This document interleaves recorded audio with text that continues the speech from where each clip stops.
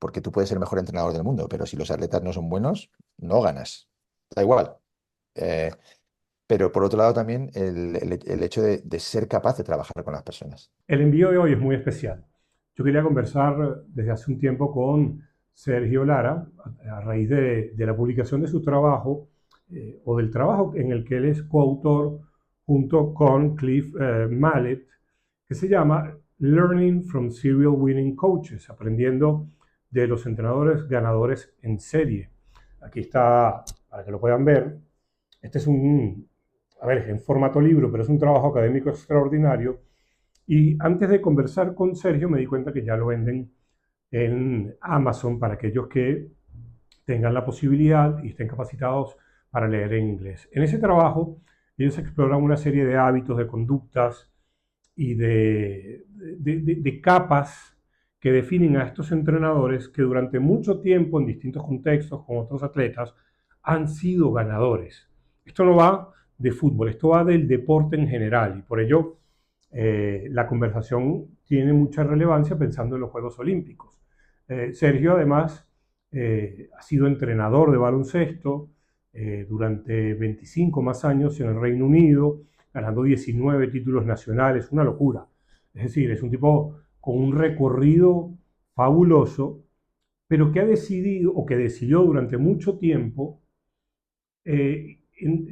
sumergirse en las profundidades de una serie de entrenadores que, como les decía, no es que ganaron en este campeonato o ganaron 3 títulos, no, sino que durante mucho tiempo han logrado que sus atletas sean campeones. Cosa que no es tontería, porque estamos hablando entonces de los entrenadores en distintas disciplinas más importantes del mundo.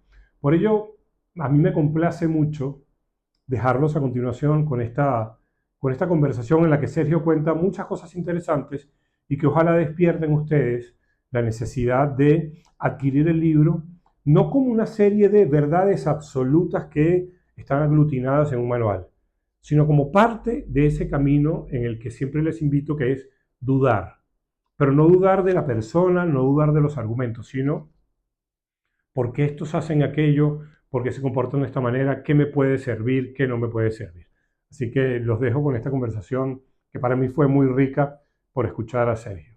Sergio, para mí es un honor, además de un gusto, que hayas aceptado conversar, porque, a ver, mi relación o mi referencia contigo era de Tactical Room, en la cual ya habías publicado algo que era como una abreboca de lo que vamos a hablar hoy, que es el formato es libro, pero es un trabajo académico fabuloso y muy necesario, que ustedes, por supuesto, tanto tú como Cliff Mallet, que fue tu socio en esta investigación, Eso es, titularon Learning from Serial Winning Coaches, que en castellano es aprendiendo de los entrenadores que son ganadores seriales. Así que agradecerte, eso por es. supuesto, que hayas aceptado la invitación. No, no, muchas gracias a ti. Un placer. Siempre da gusto hablar con gente que disfruta de estas cosas y que entiende estas cosas. Y bueno, muchas ganas de ver qué sale de la conversación. Bueno, yo estoy seguro que saldrán cosas buenas de tu parte. Lo mío son más interrogantes y tampoco voy a hacer un spoiler de un libro que, por supuesto, ya se puede conseguir en Amazon. Con lo cual, para todos aquellos que les interese la vida del entrenador y sobre todo cómo se va formando ese entrenador en sus distintas estructuras que conviven entre sí, es una maravilla, es una maravilla. Quiero preguntarte, Sergio, vamos con el título. ¿Qué es un Serial Winning Coach? Bueno, pues te cuento un poco para definirte lo que es un ganador en serie, ¿no? Un serial winning coach.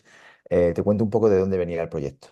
Esa era la Yo segunda pregunta, pero no trabajo. importa. Estructuramos juntas. Sí, no, porque es importante entenderlo, porque si no, no entenderíamos cómo fuimos capaces de juntar ese grupo tan selecto de entrenadores, ¿no?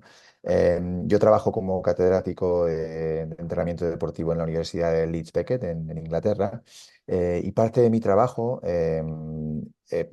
es en colaboración con una organización que se llama el Consejo Internacional del Entrenamiento Deportivo, ¿no? El International Council for Coaching Excellence. Entonces había en 2011, hace ya bastante tiempo, empezamos el proyecto.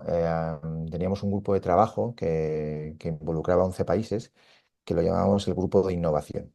Entonces les preguntamos a estos países que querían, en qué querían concentrarse en ese momento y nos dijeron que querían entender qué es lo que hacían diferente los entrenadores que parecía que ganaban todo el rato, ¿no? Entonces, la fortuna que es, como teníamos ese contacto directo con estas organizaciones que, bueno, que realmente son las que emplean a estos entrenadores en general, porque las organizaciones que son miembros del Consejo Internacional son las que se encargan sobre todo del deporte olímpico en esos países, ¿no? Los comités olímpicos o en algunos países tienen organizaciones especiales que se encargan del deporte de élite, ¿no? Como puede ser en España el Consejo Superior de Deportes o algo así. Entonces, a través de ellos era como conseguimos contactar con estos ganadores en serie. ¿Qué es un ganador en serie? Pues es un entrenador o entrenadora que, que no solo ha ganado una vez, porque ganar una vez no es fácil, ¿no? Pero como que casi lo puede hacer cualquiera, ¿no? Como que puedes tener suerte, que das con un equipo fantástico o con un atleta fantástico y ganas una medalla de oro olímpica o un campeonato del mundo o una liga muy importante, ¿no? ¿Qué pasa? Que hay un grupo de entrenadores muy selecto pues que durante los últimos 20 o 30 años han ganado constantemente. Entonces, el criterio era que tendrían que haber ganado constantemente, pero además haber ganado con más de un equipo diferente, o si en el mismo equipo durante un periodo muy largo, para que no fuera flor de un día, ¿no? Para que no fuera, tuve suerte con este grupo de jugadores, no. Lo hice en el mismo equipo, pero durante 30 años, ¿no? Con diferentes jugadores. Em, y que además lo hubieran hecho al más alto nivel, porque muchos de los estudios que hay en este ámbito, ¿no? Realmente no son con entrenadores de élite, son con entrenadores que yo llamo de subélite. Es alto rendimiento, pero no es la élite. Y aquí hablábamos de élite, no tiene que ser campeones olímpicos, campeones mundiales o campeones de las mejores ligas profesionales de baloncesto, de fútbol, de balonmano, de lo que sea. Y ese es el criterio, que tenían que ser del más alto nivel y haber ganado repetidamente durante muchos años. Y acceder a ellos fue complicado, porque, a ver, los que convivimos mucho con el fútbol, Mm. estamos acostumbrados a que en los últimos 30 años el acceso cada vez se limite más, el entrenador sea más Claro. guardián de sus esencias. Pero en otros deportes, pienso por ejemplo en el baloncesto profesional, pareciera que todavía hay algunas ventanas. Pero ustedes tomaron entrenadores de muchas disciplinas. Entonces ese proceso me parece que es muy rico. Sí, claro. A ver, era muy importante porque a ver, cada deporte tiene su contexto particular, ¿no? Nosotros siempre decimos que el contenido es el rey, pero el contexto es Dios, porque al final el contexto es fundamental. Lo que también decimos siempre es que lo que descubrimos con estos 17 entrenadores, cada uno de los 17 entrenadores eran diferentes y nuestro trabajo ha sido intentar sacar lo que es común, porque al final queremos ayudar a la gente a que entienda un poco las prácticas, las buenas prácticas, ¿no? Pero que luego es muy importante aplicarlas dentro de un contexto personal. Eh, que yo siempre que doy una conferencia sobre esto o doy clases sobre esto, hablo de eso, de que por favor no intentéis copiar nada, porque esto no funciona así, no se puede copiar. Tú tienes que entender, esto no son reglas, son principios. Una regla la aplicas sin pensar. Un principio tienes que contextualizarlo. Entonces, la suerte fue que el acceso a estos entrenadores tan variados, de tantos deportes diferentes y nacionalidades diferentes, vino a través del grupo de innovación que teníamos, 11 países diferentes. Eh, la verdad es que un lujo, porque este acceso nunca, como tú decías, es muy difícil, no solo en el fútbol, en la mayor parte de los deportes, al máximo nivel están muy ocupados, no tienen tiempo. A la vez tienen muchas demandas. Todo el mundo quiere su tiempo, desde televisión, prensa, lo que sea, y tienen poco tiempo para estas cosas. Pero como veníamos a través de las organizaciones madre, por llamarlas de alguna manera, se nos facilitó mucho la labor. Y bueno, pues la verdad es que un lujo que nos abrió muchas puertas entonces y nos ha abierto muchas puertas a partir de ese momento, porque cuando ya saben que has hecho un trabajo de este, a ver, siendo poco modesto, pero un trabajo de estas dimensiones, sí, sí te abre muchas puertas ya. No, pero es que no hace falta la modestia. Es un trabajo de unas dimensiones tremendas porque das dos claves, ¿no? Una, no son reglas. Porque hoy en día, bueno, hoy en día, hace 15 20 años, desde que la autoayuda empezó a aparecer con una fuerza Mm, impresionante, si vamos a una librería, encontramos muchos textos de las 12 reglas para, las 15 reglas sí, para. Y una de las cosas que más me interesó a mí de todo este libro es el uso del lenguaje. El uso que ustedes utilizan en inglés, pero bueno, yo sé hablar inglés, pero el que lo traduzca en español se va a encontrar que no va a encontrar precisamente palabras que son limitantes. Y yo tengo por decirlo de alguna manera, esa enseñanza de gente como Martí Pernau, como Juan Malillo, de que las palabras, todo aquello que exteriorizamos puede ser casi una prisión. ¿Por qué? Porque eso que claro. estamos expresando muchas veces va a limitar nuestra comprensión. Y ustedes fueron, claro, ustedes son académicos. Pero el Ujú. libro, yo sin ser académico, el libro lo puede leer cualquiera y Sí, comprender desde el contexto hasta los otros traits, rasgos que ustedes van enumerando que tienen en común estos entrenadores. eso es. Es una lectura muy sencilla para el que lo quiera leer. Claro, y bueno, me alegro mucho de que digas eso, porque primero fue una pelea con la editorial, ¿no? Porque es una editorial típicamente académica. Pero nosotros les decíamos, a ver, pero el mercado del libro no es solo académico. De hecho, el mercado del libro es, es entrenadores, entrenadores que tengan ganas de mejorar, ¿no? Y de mejorar a un nivel muy alto. Entonces, el desafío era cómo escribimos un libro que sea riguroso a nivel científico, pero al mismo tiempo que tenga sentido para los entrenadores, porque si no lo van a leer cuatro personas. Sí. Y ya te digo, la intención nuestra no era hacernos millonarios con el libro, sino tanto Cliff como yo los dos hemos sido entrenadores de élite. Eh, Cliff, de hecho, ganó una medalla olímpica como entrenador de atletismo, una medalla de bronce en las Olimpiadas del 2004 en Atenas. Y nuestro interés es todo, pues un poco difundir ese conocimiento y yo siempre lo digo, yo siempre me gusta escribir las cosas que me hubiera encantado leer a mí hace 20 años, cuando yo estaba entrenando a ese nivel. Entonces, la idea siempre fue escribirlo de la manera en la que, como tú dices, tú no tengas que ser un académico para entenderlo. Pero al mismo tiempo que no sea, también nos gusta mucho respetar al entrenador. Muchas veces en la cultura académica se habla de que el entrenador hay que darle todo masticado porque el entrenador no tiene cultura, el entrenador, y yo no estoy de acuerdo. Entonces, nuestro trabajo es respetar al entrenador que tiene cultura y al entrenador que no la tiene, facilitársela.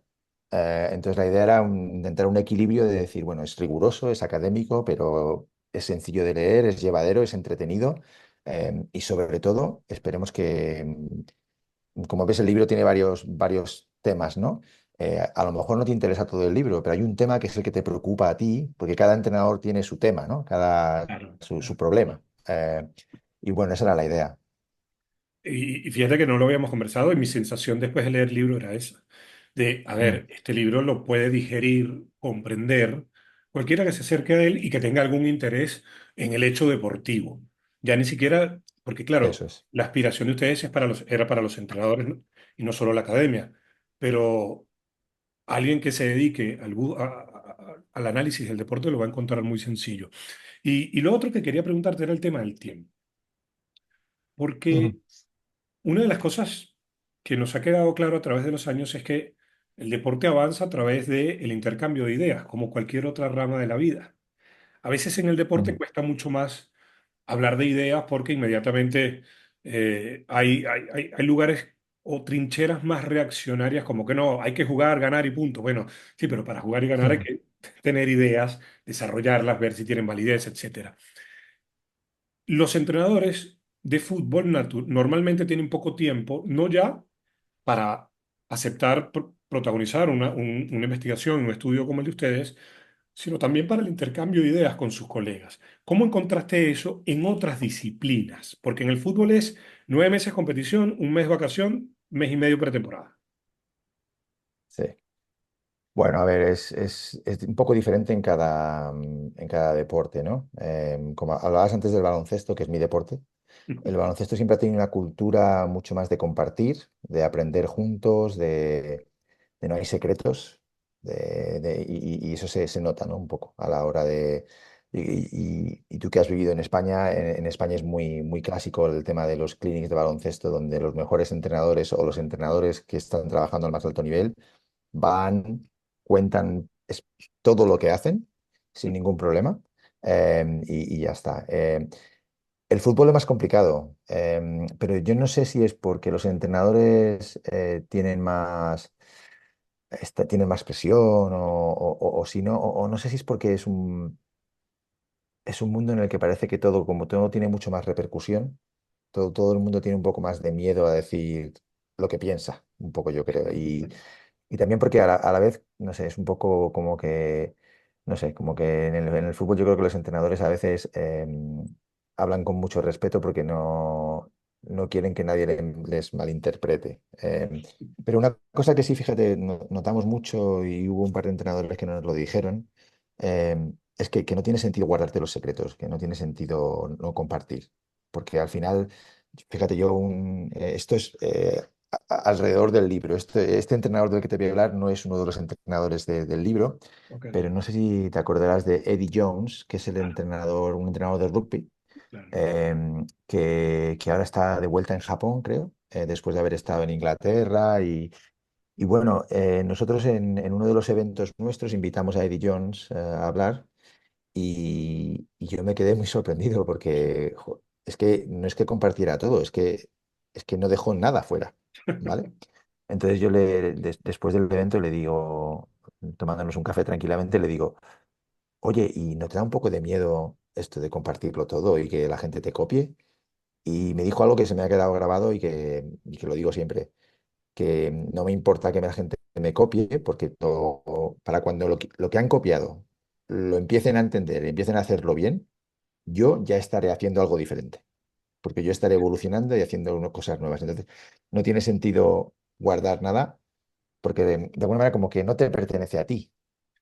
Claro, Y además, y eso sí lo entiendo, yo, fíjate, yo todos los años, yo sigo entrenando, ya no entreno a ese nivel de equipos nacionales y tal, pero sigo entrenando a un buen nivel con chicos jóvenes, en una cantera importante allí en Inglaterra. Pero yo cada vez lo pienso más, que yo todos los años soy un entrenador diferente, porque me tengo que adaptar a mil cosas, que es una de las cosas que encontramos en el estudio, ¿no? La adaptabilidad de estos entrenadores. ¿Por qué? Porque cada día es diferente, porque el deporte cambia muchísimo, porque cada año entrenas jugadores diferentes y si siempre haces lo mismo, no funciona. Es que además la otra cosa muy importante es que es que el entrenar bien es, como lo decimos a veces nosotros, es un arte, porque sí tienes la ciencia, pero al final en el día a día, en el minuto a minuto, tienes que tomar mil decisiones que no puedes decir que están justificadas por la ciencia, que es un poco lo que tú sientes en ese momento, ¿no? Entonces, y eso puede ser a nivel emocional del trato con los jugadores o puede ser a nivel de táctica. En un momento determinado, y en medio de un partido, dices, pues esto. O en un entrenamiento, vas al entrenamiento con un plan y a los 20 minutos coges el plan y lo rompes porque dices, no, esto no funciona hoy, vamos a hacer otra cosa. Entonces, sí, en ese sentido, em, todo el mundo compartió bien. Yo creo que hay también ciertos deportes en los que a lo mejor hay más secretos tecnológicos, a lo mejor en los deportes en los que, pues deportes como el ciclismo, como el piragüismo, el remo, los deportes que son un poquito más científicos, porque al fin y al cabo son deportes que están marcados en tiempo o en peso. No están marcados en goles o canastas, sino que son deportes en los que a lo mejor un avance tecnológico sí te da un gran margen un poco como la Fórmula 1, ¿no? Un poco así. claro, En esos deportes sí hay un poquito más de que la gente no comparta, pero es que al final también lo que nos dimos cuenta con los entrenadores ganadores en serie es que la parte técnica y táctica de su deporte les interesaba poco. O sea, ellos como, en el sentido de que de alguna manera, cuando les preguntas, pero tú qué es lo que crees que te ha hecho ser un ganador en serie, ellos realmente hablaban de dos cosas, ¿no? Bueno, de una cosa, de las personas, claro. básicamente. Pero hablaban de las personas de dos maneras. Una es, he tenido la fortuna de trabajar con muy buenas personas, con muy buenos atletas, porque tú puedes ser el mejor entrenador del mundo, pero si los atletas no son buenos, no ganas. Da igual. Eh, pero por otro lado también el hecho de ser capaz de trabajar con las personas, de ser capaz de hacer grupo, de ser capaz de que las personas mejoren, de que evolucionen, de ser capaz de sacarles de un agujero, porque en deportes con tanta presión, ser capaz de ser tú la persona que no se mete en el agujero, o a lo mejor ser la persona que sale del agujero el primero, porque al final hay días en los que todo el mundo acaba en el agujero, ¿no? Pero yo creo que es fundamental que ellos, la parte técnica táctica, un poco como que la daban por asumida, ¿no? A ver, pues evidentemente tienes que saber de tu deporte y tienes que saber táctica y técnica de tu deporte, pero al final lo que marca la diferencia son las personas. Y entonces tienes que saber mucho más de las personas que de tu deporte. Del deporte sabe todo el mundo, o puede saber todo el mundo. De trabajar con personas, no. Sí, bueno, una de las cosas que a mí más me encantó del libro está al inicio del libro. Y ustedes básicamente establecen, we are in the people business. Estamos en el negocio de relacionarnos con gente. Y Eso eso es. me hiciste recordar, en los años 60 en el fútbol argentino, hay un gran equipo que es Estudiantes de La Plata, que es el primer equipo que rompe con la hegemonía de aquellos equipos de Buenos Aires, ¿no?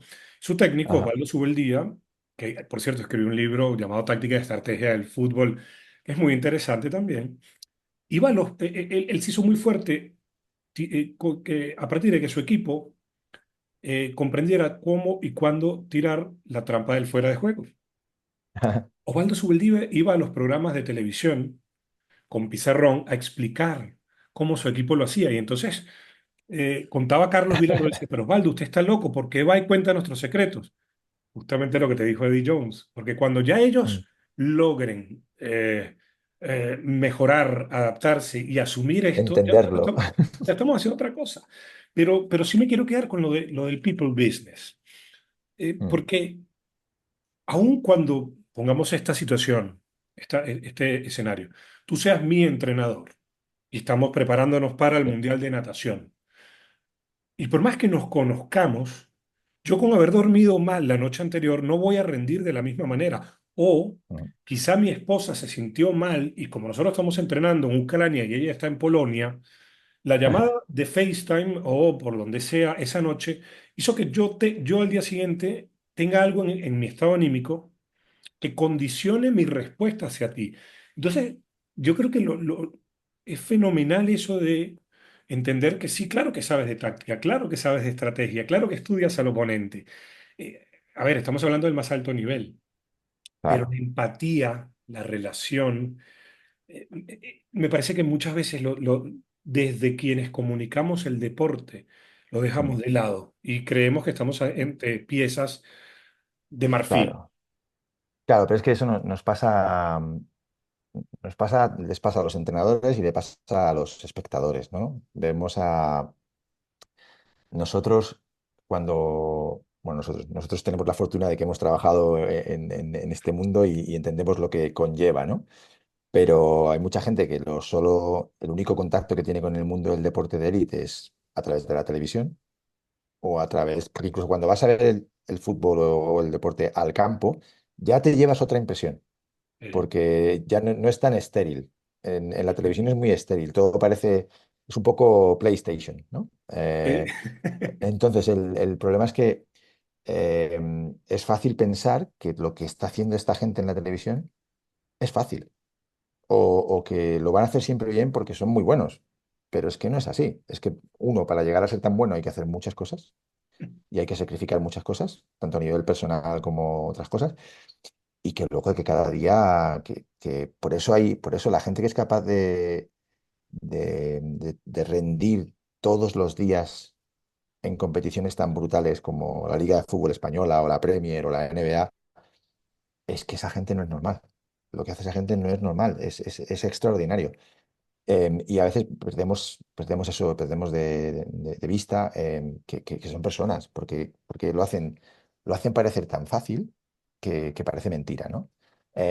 Claro, ¿qué pasa? Que lo que estos entrenadores hacen muy bien es darse cuenta de que están trabajando con personas y de que esas personas, como tú dices, tienen altibajos, y que lo has descrito tú perfectamente, ¿no? El hecho pues no he conseguido hablar con mi mujer, o al contrario, he hablado con mi mujer, pero estaba de mal humor, o estaba deprimida porque llevo un mes fuera de casa compitiendo, eh, o al revés, ¿no? O una atleta que tiene un problema en su casa, que su padre está malo, por ejemplo, ¿vale?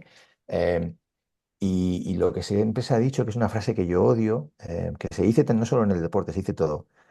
Las cosas personales hay que dejarlas fuera en la puerta. Es imposible, es ¿Cómo que es haces? imposible.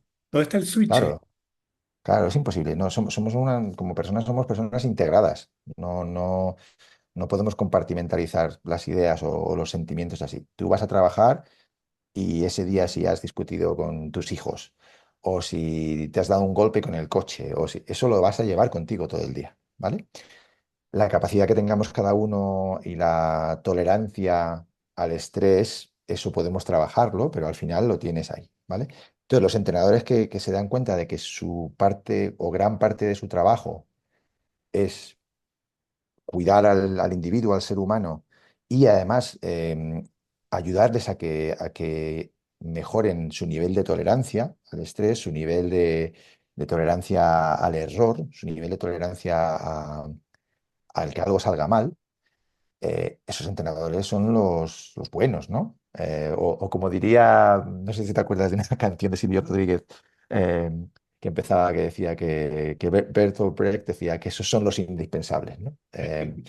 Hay gente, los que luchan toda la vida son los indispensables, pues esto es igual, ¿no? Los entrenadores que son capaces de desarrollar mejores personas, no mejores atletas, yo creo que son los indispensables y son los que duran, además. También, al final, una de las cosas que aprendimos del estudio es la única manera de convertirse en un ganador en serie es trabajar en esto durante muchos años. Si tú no eres bueno con las personas, al final, y sobre todo ahora en esta época, las personas no quieren trabajar contigo, con lo cual no vas a durar. El entrenador a día de hoy que no es bueno con las personas no dura, porque antes de contratarle, el club que le vaya a contratar va a hablar con exjugadores suyos, va a hablar con ex miembros de staff. Entonces, si no eres bueno con las personas, y no significa que seas blando, porque eso es una cosa que siempre nos gusta puntualizar mucho. El ser bueno con las personas no significa ser blando o no ser exigente, todo lo contrario. Estos entrenadores son súper exigentes. Lo que pasa es que tú puedes ser exigente respetando a la persona y ser exigente con la persona. O sea, no es, también hablamos que entrenar no es algo que hacemos al atleta, es algo que hacemos con el atleta. Somos una sociedad, estamos juntos en esto. No es, como decías tú antes, los atletas no son peones en el tablero del entrenador, que es el jugador de ajedrez. No, no, no, al contrario. El entrenador está en el tablero con el jugador, ¿no? Y bueno, ahí es donde esto toma mucha importancia, el tema de las personas. Sí. Y una de las cosas que a mí más me impresiona de todo esto, porque hablamos mucho de la pasión, Ujú. y se lo comentaba el profesor Julio Garganta, y bueno, él por supuesto lo explica de una manera mucho más clara que yo. Cuando tú tienes una relación, cuando comienzas una relación con alguien, está ese sentimiento o esa emoción que es la pasión. Pero para que esa Ujú. relación se sostenga en el tiempo, tiene que aparecer eso que llamamos amor. ¿Por qué? Sí. Porque la pasión tiene mucho de la emoción inicial, pero el amor es la búsqueda de una serie de herramientas para que aquello inicial que nos juntó, Ujú. por decirlo de alguna manera, se sostenga. Y yo cuando veo, cuando leo este libro y cuando uno lee sobre otros grandes entrenadores, el amor que tienen va de la mano con Ujú. ese sentido de la responsabilidad que ustedes hablaban. El Sí, sentido de la responsabilidad no solamente con el atleta, no, no, no, es con ellos mismos porque sí. yo estoy haciendo lo que realmente amo. Sí, que también puede ser un arma de doble filo y podemos hablar de eso también un Ok. poco, pero sí, a ver, a mí una palabra que me viene siempre a la cabeza cuando hablamos de la relación entre los entrenadores y los atletas es una relación de compromiso. Hay un compromiso entre los dos, en el sentido de que, bueno, compromiso y confianza, ¿no? En el sentido de que el atleta sabe que el entrenador está allí a su servicio, Claro, que el atleta, como decíamos, no es un peón. Ten en cuenta que al final eso da mucha tranquilidad, porque, a ver, en el día a día de ser un atleta de élite, es complicado. O sea, yo creo es otra cosa que la gente no entiende. La gente solo ve lo que sale por la tele, los viajes, no sé qué, es muy bonito todo, el dinero, pero oye, el entrenarse todos los días, el aguantar la presión, el ser capaz de hacer algo muy difícil delante de 100.000 personas, todo eso al final hace que el deportista siempre esté de alguna manera sufriendo un poco, ¿no? Pero el saber que por lo menos no tienes que preocuparte de tu entrenador, en el sentido de que tu entrenador no te va a dar una puñalada en la espalda, tu entrenador está allí haciendo todo lo que puede para facilitarte a ti la labor. Eh, entonces, ese compromiso y esa confianza, que al final es como lo que tú decías del amor, ¿no? El amor en los matrimonios que duran muchos años. A ver, no todos los días puede ser San Valentín, ¿vale? Eso es imposible. Entonces, pero sí que puedes tener un compromiso todos los días, de decir, de saber que tú quieres lo mejor para la otra persona y que la otra persona quiere lo mejor para ti. Y eso es lo que hace un buen entrenador, ¿no? Que sí que habrá días, el día que ganas algo es San Valentín, pero que el día a día es de compromiso, de estoy aquí por ti y para ti. Y yo sé también que tú estás aquí por mí y para mí y para el resto de compañeros. Y es algo que parece que es fácil, pero no lo es. Porque al final el entrenador también, el problema que tienen los entrenadores es que también tienen la presión de que ellos tienen muy poca seguridad. Seguridad en el sentido de que su trabajo es muy vulnerable. O sea, hay un poco de diferencia entre los entrenadores olímpicos y los entrenadores profesionales. Los entrenadores olímpicos tienen un poquito más de seguridad porque es muy raro no completar el ciclo olímpico, no tener esos 3 o 4 años, a no ser que algo vaya muy mal, ¿vale?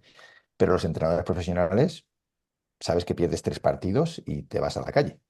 Entonces, es encontrar entrenadores que son capaces de aguantar esa presión que tienen ellos, de si perdemos 3 partidos seguidos me voy a la calle, y al mismo tiempo sean capaces de preocuparse por cada individuo en ese equipo y tener ese compromiso y esa confianza, es muy difícil porque realmente tienes que salirte de ti mismo. Tienes que dejar de preocuparte por ti y preocuparte por los demás. Y es una cosa que para mí es de las más difíciles que hay y que parece que estos entrenadores eran capaces de hacer, no fácilmente, pero que sí que hacían con consistencia. Fíjate lo que sería el mundo, sobre todo el mundo actual, si quienes Ujú. llevan los destinos del mundo tuvieran esas características que estás mencionando del entrenador, que Sí, es saber desligarse de todo aquello que es el yo, sí, el ego, sí, sí, sí, totalmente. el ego, para construir algo que es mucho más rico y mucho más hermoso, que es colectivo, bien sea porque son dos personas, digamos, el entrenador y Sí, el atleta, o porque es el entrenador y un equipo. Y sí. sería, qué lindo mundo tendríamos, ¿no? Pero es interesante, ahí decías algo porque lo interesante de esta gente es que no es que no tengan ego, No, no, porque claro. sí que tienen ego, pero son capaces de controlarlo muy bien. Y les hicimos un test psicológico sobre el tema de las motivaciones personales, ¿no? Entonces, cuando analizas los datos del test, lo que sale que es muy interesante es que ellos tienen dos motivaciones muy altas que van paralelas y que muchas veces pensamos que son incompatibles, pero no lo son. Y es una motivación muy alta de que necesitan ganar para sí mismos. Son egoístas en el sentido de que, joder, me gusta ganar. ¿Sabes? Me gusta ganar y es una cosa que como que llevo en la sangre, ¿no? Lo de ganar. Pero al mismo tiempo tienen una otra vertiente también con un score, con un resultado muy, muy alto, una puntuación muy alta, de que les gusta mucho ayudar a los demás. Entonces esas dos cosas van paralelas.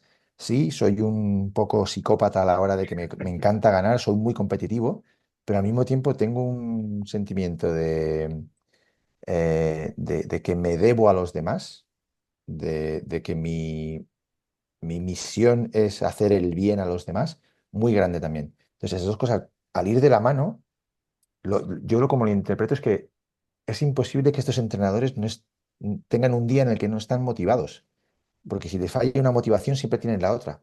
Si hoy no podemos ganar y no voy a satisfacer mi propia necesidad de ganar, hoy puedo ayudar a mi grupo, a mi equipo, a este atleta. Y los días que tienen las dos, pues son brutales, ¿no? Pero siempre una necesidad yo lo digo siempre como, estos entrenadores siempre tienen un motivo para levantarse todos los días. ¿vale? Que yo creo que es una cosa que a veces nos falta, ¿no? Al ciudadano de a pie, ¿no? Y esta gente no, está todos los días a la hora que sea, se levantan y con unas ganas de ir a trabajar y de hacer las cosas tremenda.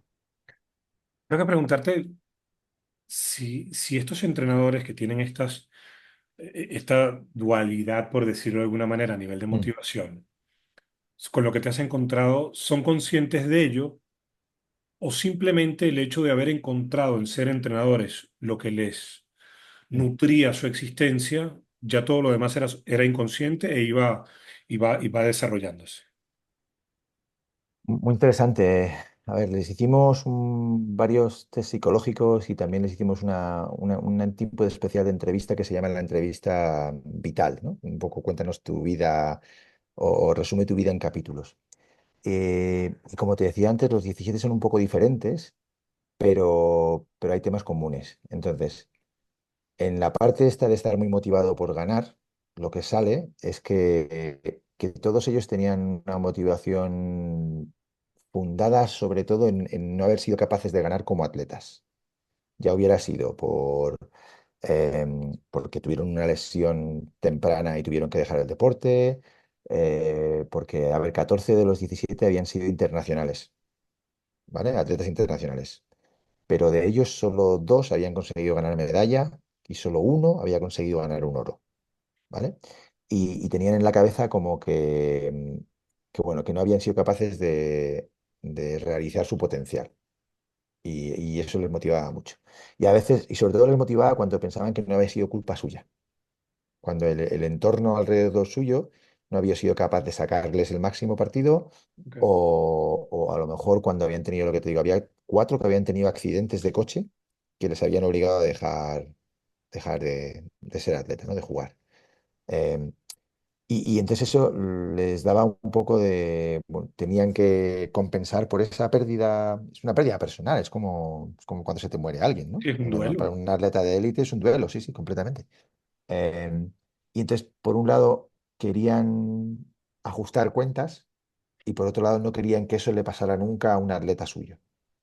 Tenían esa motivación de decir, no, no, tú vas a hacer que a lo mejor no ganas tampoco, pero no va a ser porque yo no te ayude lo suficiente, ¿vale? No va a ser porque no levantemos cada piedra a ver si debajo hay un secreto nuevo para poder ayudarte, ¿no?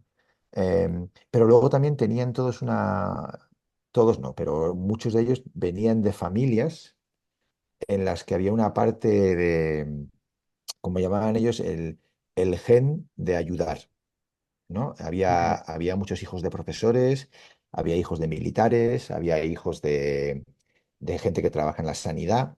Y uno de ellos, por ejemplo, decía, un entrenador muy famoso, decía, a ver, yo estaba claro que iba a ser o profesor o entrenador, no podía ser otra cosa. El gen de la enseñanza está en mi familia, mis dos padres son profesores, no hay otra manera, ¿no? Entonces, yo creo que ahí sí, sí que hay algo de- Cultural, ¿no? De esa sí, del crianza. entorno, de dónde creces, pero y luego cada uno va encontrando su camino, ¿no? También había alguno que decía, yo nunca había pensado en entrenar, nunca pensé que Claro. era lo mío. Pero cuando estaba a punto de retirarme, me dijo un entrenador, oye, yo creo que tú tienes unas capacidades de liderazgo que a lo mejor deberías probar a entrenar. Pero por lo general sí había esa combinación del deseo de ganar por ajustar cuentas y luego un deseo muy genuino y muy grande de ayudar a la gente, de enseñar, de ayudar. Porque si te soy sincero, yo iba al estudio un poco condicionado porque en mi cabeza tenía la imagen de, pues eso, de que los entrenadores ganadores en serie serían, sinceramente, serían malas personas. Un Bobby Knight Porque del para, baloncesto que trataba mal. claro, eso es. Porque para poder competir en ese mundo tan duro y pues a lo mejor tienes que tener una coraza muy, muy fuerte, ¿no? Muy especial. Y, y me sorprendí muy, muy placenteramente porque no era así, no era así. Y te vuelvo a repetir, no quiere decir que sean blandos, No, no no, quiere no. decir que no sean exigentes para nada, pero hay maneras de hacer las cosas. Hay maneras de ser exigente o maneras de motivar a los atletas para que den el máximo sin tener que ser un Bobby Knight, ¿vale? Entonces es muy, muy importante. Qué personaje además acabamos de recordar a Bobby Knight, ¿no? Sí, sí, sí. Que también Con hizo las- muchas cosas buenas, pero Muchas. que Bueno, no lo olvidemos, lo que pasa es que hablamos es de aquel carácter Del explosivo. carácter, sí, sí. Pues era, se nos, se nos ha caído el DNI a ti y a mí, además, recordando hoy. Totalmente. Eh, una de las cosas que más con el tiempo, más, y hablando con entrenadores, Mm. y quiero preguntarte, porque además tuvieron la posibilidad en la elaboración de este trabajo, que insisto, está presentado como un libro, pero es un trabajo académico extraordinario. El ceder sus ansias de protagonismo para darle espacio a la observación. Y Sí, justamente el profesor Garganta me contaba la anécdota del entrenador de Mark Spitz. A quienes no sepan, porque hay gente joven, Mark sí. Spitz fue uno de estos nadadores olímpicos inolvidables, que quedarán para la Sí, el historia. Michael Phelps de la época, sí. Exactamente, que después, bueno, tuvimos a Mark Luganis también, pero en el salto de Ajá. trampolín. Pero eran esos tipos que tú veías los Juegos Olímpicos y de repente el tiempo no te daba para ver todos los eventos, pero tú querías ver a Mark Spitz seguro, porque era un monstruo. Ujú. Y cuando le preguntaban al entrenador de Spitz cómo era, o cuál era su truco o su receta, dijo, no, yo lo primero que hice fue observar cómo nadaba, porque yo no puedo venir a imponerle a él que nade como yo quiera. Entonces, yo me imagino, porque además me emociona imaginar que todos estos entrenadores a los cuales ustedes tuvieron Mm. acceso hablaron mucho de la observación. Bueno, sí, hablan mucho de que te lo voy a relacionar un poco con otro de los, para mí, de los grandes hallazgos del estudio, ¿no? Que es el hecho de que ellos se consideran a sí mismos como entrenadores camaleones, Claro, camaleónicos, sí, cambian de color todo el rato, ¿no? Precisamente por lo que tú dices, porque no paran de observar, son de alguna manera son espectadores, que es un síntoma de inteligencia, el ser capaz de ser capaz de salirte de ti mismo y de tus propias necesidades para poder observar el resto del mundo. Si estamos muy centrados en nosotros solos, es imposible. Entonces, tanto desde el punto de vista de la técnica o de la táctica como desde el punto de vista emocional, son entrenadores que se pasan todo el día, pues así, o sea, como escaneando el horizonte todo el rato, ¿no? Y, y por eso el tema de, en función, una vez que escanean el horizonte, ya sea de un individuo o del grupo, deciden qué color necesitan poner hoy, ese día, ¿no? O cómo van a actuar.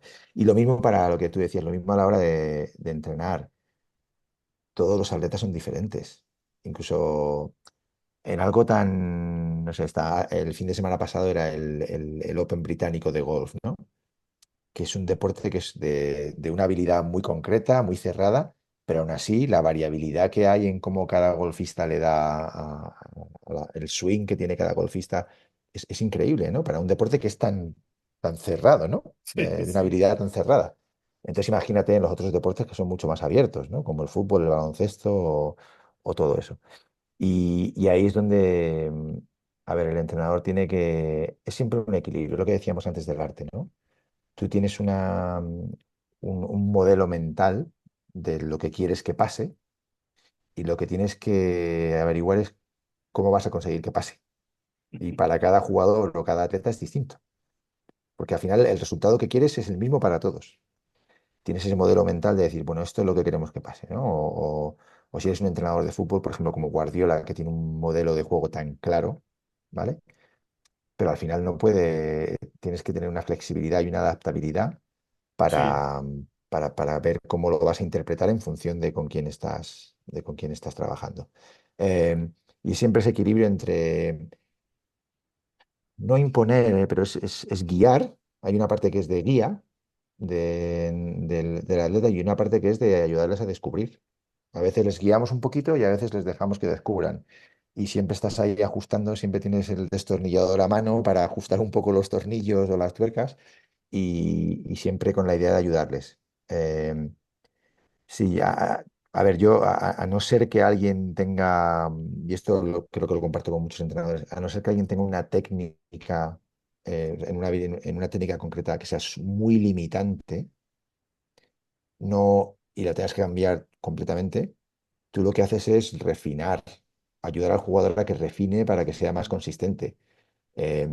Muy pocas veces, sobre todo a ciertos niveles, tienes que cambiar una técnica por completo, ¿no? Y ahí a lo mejor sí que tienes que ser un poco más, eh, agresivo, digamos, a la hora de cambiar esa técnica, pero por lo general siempre hay un proceso de observación y de...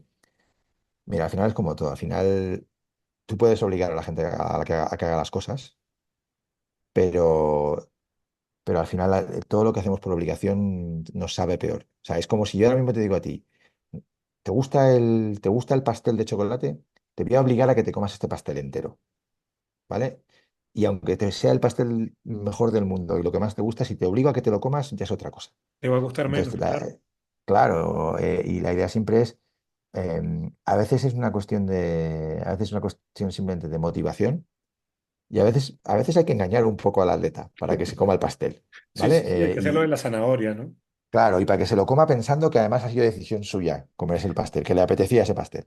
Pero siempre hay una manera, a ver, todo lo que sea obligar, todo lo que conlleve obligar o forzar, es que tiene una fecha de caducidad mucho más corta. Y al final eso es lo que buscamos es la longevidad, ¿no? Tanto en la relación como en el rendimiento. Y todo lo que sea quitarle longevidad a las cosas, no es bueno, no es bueno. Hay que Te decía usarlo lo, con mucho tacto. te decía lo de observar, porque una de las cosas que yo me he encontrado en los últimos 15 20 años por ejemplo, cuando observo béisbol, el bateador tiene un entrenador de bateo. Ujú, Muchas veces lo que hace entre turno y turno es que entra a la sala de video a ver qué está haciendo, si lo está ujú. haciendo bien, si lo está haciendo mal, y muchas veces el entrenador de bateo no le dice nada. Lo deja Claro. que él vaya y observe y de repente llega el bateador le dice, estoy metiendo el codo un poco hacia adentro. Cosas que son mínimas, que nosotros hasta como espectadores en la tele no lo vamos a No. descifrar. Y eso, uf, por eso es que a mí la tarea del entrenador me parece que es, tú hablabas del arte, y me recuerdo alguna frase de Oscar Cano Moreno, es un artesano el entrenador, es un Ujú. artesano. Sí, y bueno, ahora están empezando las Olimpiadas, ¿no? Ahora Sí, a mí me gusta mucho siempre observar a los entrenadores de atletismo, porque claro. siempre se ven dos tipos de entrenadores. Se ve en general, ¿no? Pero en el atletismo es clarísimo. En el atletismo, por ejemplo, en el salto de longitud, ¿no? A ver, que este atleta lleva 15 años saltando longitud y de repente, en medio de las Olimpiadas, en medio de la final olímpica, hace un salto, no le sale bien y se gira a preguntarle al entrenador.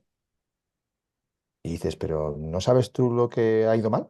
Necesitas que te... Porque claro, además yo creo que es contraproducente muchas veces, porque al final el atleta tiene que saltar por instinto. Cuando llega el momento de la competición no puedes pensar. Si piensas ya va mal la cosa. Porque el rendimiento viene del no pensar, de lo que se llama el estado este de flow, ¿no? Sí, sí, sí. Eh, entonces yo me gustan mucho los entrenadores porque hay entrenadores que piensan que tienen que entrenar. Entonces salta el atleta y entonces se ve al entrenador en la grada haciendo, no, así o así. Y hay entrenadores que es todo lo contrario, que están casi evitando la mirada del atleta porque no quieren influir, no quieren, em, quieren que el atleta solucione el problema él solo y quieren dejarle en paz, que en ese Que el momento, atleta se mantenga en su zona, ¿no? claro, que el atleta sabe perfectamente lo que tiene que hacer, lo ha hecho 1000 veces. Y ahí lo que tiene que hacer es ser capaz de concentrarse, ¿vale? Evidentemente tú tienes que conocer a tu atleta y si en un momento lo que el atleta necesita es un poquito de que le, que le des un poquito de seguridad, pues se la das, ¿vale? Pero lo ideal es que el atleta sea autogestionado, ¿no? Y fíjate cómo me Eh, llevas a pensar en lo siguiente, justo con el caso ujú, del atleta en salto de longitud. En el primer intento, vamos a sostener eso, no logra un buen salto. Y va, y entonces el entrenador le dice, pisaste mal. Ya ese ujú. atleta, en el próximo salto, lo que va a estar concentrado en pisar bien, y por ende van a pasar una cantidad de cosas a su alrededor que él inconscientemente tenía controladas y ya no, ya no. Ya no. Y además sabemos por estudios científicos que en el momento en que habilidades que tienen que ser inconscientes las hacemos conscientes, uf, es un desastre total. Eh, entonces, no, es importante.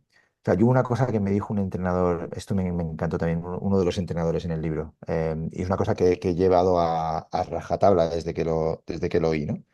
Este es un entrenador de patinaje de velocidad en pista, de los que van dando vueltas así que parece que... Que se van a eh, caer y va a pasar un desastre. uf, y me dijo, a ver, yo en los últimos 2 meses antes de la competición, yo no hago ningún tipo de trabajo técnico, porque en ese momento el atleta ya tiene que, ya solamente hago trabajo motivacional, de decir, lo tienes todo, lo tienes todo, porque decía, si hay una posibilidad de que yo en 2 meses sea capaz de mejorar algo técnicamente un poquito que le va a dar una décima de segundo, si yo sigo haciéndole pensar en la técnica y le meto las dudas en la cabeza o la preocupación, esas dudas y esa preocupación le va a quitar medio segundo. Con lo cual al final pierdo 4 décimas de segundo. Bueno, Entonces, claro, llega un momento en el que es, no, vamos a competición, ¡pum! Vamos a muerte, ¿vale? Y eso, por ejemplo, en el baloncesto para mí ha sido, yo que es muy típico, ¿no? Sobre todo cuando trabajas con jugadores jóvenes, que a lo mejor ves un jugador joven, pues el viernes antes del partido tirando y dices, bueno, a lo mejor el codo lo lleva un poco mal o no hace bien el follow through, ¿no? Y yo ya digo, no, no, no, ahora ya no es el momento. Yo antes me hubiera metido y hubiera dicho, oye, esto, y entonces el día del partido va a estar solo pensando, como tú decías, en esto. Y yo digo, claro. no, va a meter más puntos simplemente sin pensar que pensando en lo mío. Entonces, ya encontraré el momento para decirle, a ver, tienes que mejorar esto. Y a lo mejor es durante el descanso de Navidades o en las vacaciones de verano o lo que sea, pero a día de hoy yo no me puedo meter con ese gesto técnico en ese momento, tan cercano al partido. O a lo mejor se lo puedo decir el lunes, ¿vale? Para que tenga desde el lunes al sábado para volver a acostumbrarse, ¿no? Un poco.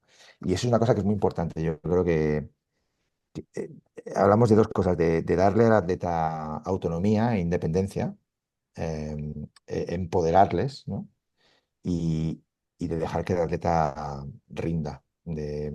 A veces un poco los entrenadores también lo que nos gusta es, yo creo que nos gusta saber que hemos hecho algo bien, ¿no? Que hemos marcado la diferencia y por eso creemos que tenemos que hablar más o decir más cosas o ser más directos. Y tenemos que un poco combatir ese sentimiento de, no, no, si es que a lo mejor yo siempre digo, cuanto mejor lo haga yo, menos tengo que decir en el partido. Claro, claro. Cuanto mejor entrene yo durante la semana, menos tengo que decir en el partido. Entonces, si yo estoy en el partido teniendo que decir muchas cosas, es que a lo mejor no lo he hecho tan bien durante la semana o durante los últimos 3 meses. Y lo mismo es con esto que decíamos del saltador de longitud. Si tú después de 10 años o 15 años de carrera olímpica tienes que decirle, no es que has pisado muy tarde o ibas muy lento o la batida ha sido muy plana, tienes que ir más hacia arriba. No, no, no lo entiendo. Sí, sí, yo estoy totalmente de acuerdo, porque es como montar la bici. Si empiezas, vas por la calle con la bici andando y empiezas a reflexionar sobre cómo estás montando la bici, vas a caerte, vas a chocar, pasar cualquier cantidad de cosas que de manera inconsciente tú no ibas a sufrir porque ya estabas poniendo atención a otras cosas, ya lo otro lo tienes incorporado. Y tengo que hacerte la última, porque esto es algo que a mí me gusta mucho pensarlo desde la cognición, la metacognición y todo aquello que influye en el rendimiento de un atleta, por lo cual soy de los que cree que el gran oponente de un atleta es él mismo, pero no porque quiera sostener digamos, una rutina en la cual va rompiendo récords, no, sino porque en ese contexto, en ese día a día, siempre van apareciendo condicionantes. Llámese el mal humor, el mal dormir, cualquier cantidad de cosas mínimas, pero que condicionan ese entrenamiento o esa competencia. ¿Por qué? Porque desde que pueda saltar mal o porque jugando, bien sea al baloncesto, al fútbol, al hockey, su cerebro tiene que convivir con aquello que le genera frustración, pero que no está relacionado directamente con la actividad. Ahora te pregunto, ese es el atleta. ¿Y quién es el más grande rival de los serial winning coaches? Eh, qué buena pregunta, Ignacio? A ver, yo creo que son un poco ellos también. Ok, A ver, hablábamos de que ellos tienen una serie de condicionantes históricos de su personalidad eh, y de su historia deportiva que les condicionan, ¿no? Entonces, por ejemplo, les hicimos un test psicológico que habla de personalidad, de lo que, bueno, lo que hablábamos de los rasgos de personalidad, ¿no? Y claro, son obsesivos, son perfeccionistas, son muy trabajadores, son muy organizados. Al mismo tiempo combinas esa ética de trabajo, la combinas con tengo cuentas pendientes que quiero ajustar, quiero, como haría Don Quijote, quiero vencer a esos molinos de viento que son gigantes, ¿no? Em, no, luego tienen también lo que hablábamos de ese sentimiento de necesito hacer el bien por los demás, con lo cual me debo al resto del mundo, ¿vale? No soy dueño de mi tiempo o de mi motivación o porque siempre tengo que estar al servicio de los demás, ¿no? Entonces, hay una serie es como un cóctel molotov de circunstancias entre el tipo de personalidad, el hecho de que necesitan ganar, el hecho de que luego se sienten que si no trabajan lo suficiente o se toman tiempo libre, bueno, están decepcionando al resto del mundo, ¿no? Em, entonces eso hace bueno, que sea un poco un polvorín, que, que, que, que al final ellos lo que tienen que ser capaces es de compaginar todo eso y lo decimos así en el libro en inglés, con quererse a sí mismos un poco más, ¿no? Y con ser capaces de saber dónde están los límites, de saber que cuanto mejor, esto es muy importante, ¿no? Porque al final, cuanto mejor estés tú como persona, mejor vas a hacer sentir a los demás. Si tú estás mal, es difícil que tú puedas sosteniblemente hacer el bien a los demás, ¿no? Entonces es importante a- varios de los entrenadores nos habían dicho bueno, habían aprendido poco a poco a, a relajarse un poco más, ¿no? Y a entender que a veces menos es más, que no por trabajar más horas va a haber más rendimiento, que no por sufrir más la victoria es más dulce, eh, eh, y que, mm, y que no, y que hay que tener un poco de paciencia consigo mismo y de empatía hacia uno mismo, no solo hacia el resto de la gente, ¿no? Eh, y eso es algo que para algunos había sido fácil desde siempre, pero para otros habían tenido que aprenderlo poco a poco, ¿no?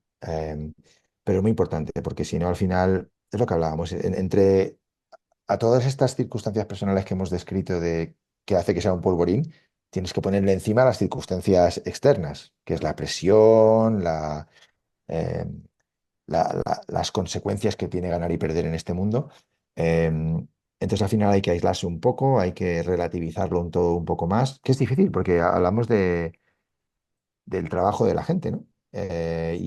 Pero del trabajo y del orgullo personal, porque al final muchos de los entrenadores con los que hablamos tienen mucho dinero, pero es que les da igual. Es como los jugadores, cuando la gente habla de que los jugadores tienen mucho dinero y es que a los jugadores el dinero llega un momento en que les da igual, porque son competitivos, son animales competitivos y da igual que a un entrenador le echen de un equipo, aunque eso signifique que le van a meter 3 millones de euros en el banco mañana, porque es El el finiquito. finiquito que le corresponde, al entrenador le da igual. El entrenador, el que te hayan echado de un equipo es lo peor que te puede pasar como entrenador. Eh, y eso es lo que ahí es donde están, ¿no? Entonces, bueno, es eso, es ese constantemente batallar con esos demonios que tenemos en el hombro, para compensarlos con el angelito un poco, ¿no? Entonces, así. Me diste pie para una última, perdón. Me Sí, sí, sí, sorprendió dime. mucho el tema de las relaciones familiares de los entrenadores. Y te soy muy sincero. Si me hubiesen preguntado antes de leer tu libro, yo hubiese apostado. No soy hombre de apuesta, pero por lo menos hubiese apostado un café a que Sí, la gran sí. mayoría hubiesen pasado por divorcios. Me sorprendió la estadística como ustedes la encontraron. Sí, pues a nosotros también. A nosotros también. Porque, a ver, yo si te soy sincero, yo cuando yo dejé de entrenar equipos nacionales, porque veía que, sí, que mi familia iba mal. O sea, no podíamos, no éramos capaces de compaginarlo todo. Y decidí que quería priorizar eso. Y yo lo tenía claro y ya está. ¿Vale? Y no me arrepiento absolutamente de nada. Gracias a Dios. ¿Qué pasó? Que como sabes tú, de los 17 que había, 16 llevaban casados 30 años y uno estaba soltero. Y solo había uno que había tenido un divorcio y se había vuelto a casar y literalmente dijo, yo he aprendido mi lección, este matrimonio no lo voy a romper. Eh, claro, luego yo ahí tengo una teoría, ¿vale? Porque, claro, hablamos de entrenadores que llevan 30 años entrenando, con lo cual, eh, y voy a decir esto sin que, intentando que no suene mal, ¿no? Pero las mujeres de hace 30 o 40 años son muy diferentes a las de ahora y Ah, para bien. sí, Son, claro, ya no es el hecho de que la mujer tenga que quedarse en casa o cuidando de los niños, ya eso no es así, gracias a Dios, ¿no? Entonces, estos entrenadores tenían matrimonios un poco a la antigua, como quien dice, ¿no? claro. Yo creo que el entrenador moderno, el entrenador de ahora y la entrenadora, porque ya esto afecta a los dos No, el géneros, entrenador ¿no? A los dos, como algo general. como ser humano, sí, Sí, sí. sí, sí. Eh, yo creo que esto es un problema muy grande que vemos ahora.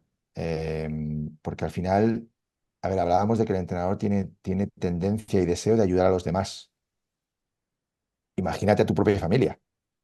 O sea, cuando el entrenador piensa que está decepcionando a su propia familia, aunque sea a nivel de no paso suficiente tiempo con ellos, no he ido a la reunión del colegio, no he ido a no sé qué, eso le pesa mucho al entrenador también. Entonces, yo creo que es una de las grandes asignaturas pendientes que tenemos en cómo ser capaces de ayudar a los entrenadores más en eso.